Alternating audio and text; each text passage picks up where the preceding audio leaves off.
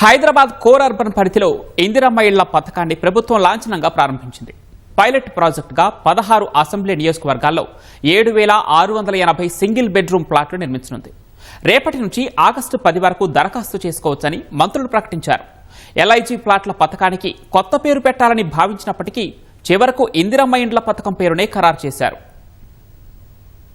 Hyderabad cure పరిధిలో ఇందిరమ్మ ఇళ్ల పథకాన్ని సచివాలయంలో మంత్రులు పొంగులేటి శ్రీనివాసరెడ్డి, శ్రీధర్ బాబు, పొన్నం ప్రభాకర్, అజారుద్దీన్ లాంఛనంగా ప్రారంభించారు. జీహెచ్ఎంసీ, సైబరాబాద్, మల్కాజ్గిరి మున్సిపల్ కార్పొరేషన్ల పరిధిలో అల్పాదాయ వర్గాల కోసం 1,00,000 ఇందిరమ్మ ఇళ్లను నిర్మించనున్నట్లు తెలిపారు. పైలట్ ప్రాజెక్టుగా నియోజకవర్గానికి 480 చొప్పున 16 అసెంబ్లీ నియోజకవర్గాల్లో 7,680 ప్లాట్లు నిర్మించనున్నారు. తొలి విడత ప్రభుత్వ స్థలాలు అందుబాటులో ఉన్న నియోజకవర్గాల్లో ఇళ్ల నిర్మాణం ప్రారంభించనున్నారు. రేపటి నుంచి ఆగస్టు 10 వరకు మీ సేవ, వాట్సాప్, వెబ్సైట్ ద్వారా దరఖాస్తులను స్వీకరించనున్నారు. దరఖాస్తు రుసుము ₹100తో పాటు ₹10,000 ఈఎండీగా చెల్లించాలని స్పష్టం చేశారు. ప్లాట్ రాకపోతే 10,000 వెంటనే తిరిగిస్తామని, ఒకవేళ ప్లాట్లు దక్కితే లబ్దిదారుల వాటా సొమ్ము నుంచి తగ్గిస్తామన్నారు. వార్షిక ఆదాయం ₹6,00,000 లోపుండి క్యూర్ పరిధిలో ఇళ్లు, స్థలం లేనివారే తొలి విడతలో అర్హులని తెలిపారు.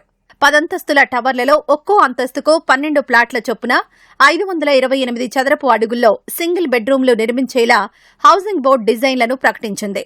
స్థలం ₹5,00,000 సబ్సిడీని ప్రభుత్వం ఇస్తోంది.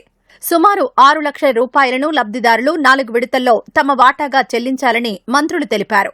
ఏ నియోజకవర్గంలో ప్లాట్లకు ఆ నియోజకవర్గంలో కనీసం 10 ఏళ్లుగా నివసిస్తున్న వారే అర్హులని ప్రభుత్వం తెలిపింది. ఒక కుటుంబం నుంచి ఒకరు మాత్రమే దరఖాస్తు చేసుకోవాలని స్పష్టం చేసింది. కేటాయించిన ఎల్ఐజీ ప్లాట్ను 10 ఏళ్ల పాటు అమ్ముకోవడానికి లేదా అద్దెకివ్వడానికి వీల్లేదని షరతు విధించారు.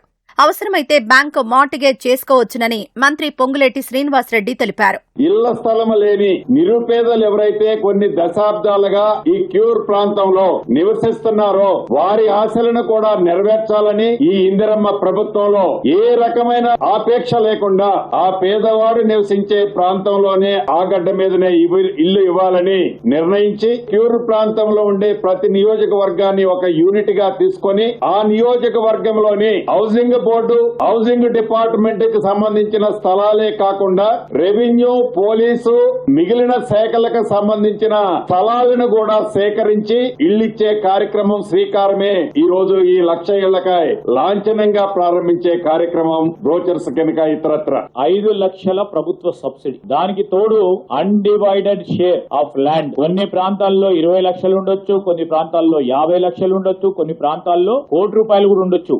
అవన్నిటిని కూడా ప్రభుత్వమే భరి ఈ రోజు అందజేస్తా ఉన్న వైనం ఎక్కడ ఏ రాష్ట్రంలో లేదు. సో లోవర్ ఇన్కమ్ గ్రూప్స్ కు సంబంధించి కాంట్రాక్ట్ అవుట్ సోర్సింగ్ ఎంప్లాయీస్ ప్రభుత్వ డిపార్ట్మెంట్ లో, పబ్లిక్ సెక్టర్ అండర్టేకింగ్ లో పనిచేస్తా ఉన్న వారు కూడా ఎలిజిబుల్. శానిటేషన్ వర్కర్స్ కూడా అర్హులు. దానికి సంబంధించి సులువుగా అప్లికేషన్ జరగాలని మీ సేవా ప్లాట్ఫామ్ అప్లికేషన్ ఫామ్ కూడా ఇచ్చి వారికి అందుబాటులో ఉండే ప్రయత్నం చేశాం. Caste, salary, service certificates upload చేయక్కర్లేదు. ప్రక్రియ ట్రాన్స్పరెంట్ విధానంతో జరుగుతుంది. ప్లాట్లలో మహిళలకు 30%, ఎస్సీలకు 14%, ఎస్టీలకు 5%, బీసీలకు 16%, దివ్యాంగులకు 5%, ప్రభుత్వ అవుట్ సోర్సింగ్ 4వ తరగతి ఉద్యోగులు, పారిశుద్ధ్య కార్మికులకు 10% రిజర్వ్ చేశారు. మిగిలిన 50% జనరల్ గా కేటాయించాలని నిర్ణయించారు. వచ్చే ఏడాది బోనాల నాటికి పేదల సొంతింటి కల సాకారం చేస్తామని స్పష్టం చేశారు.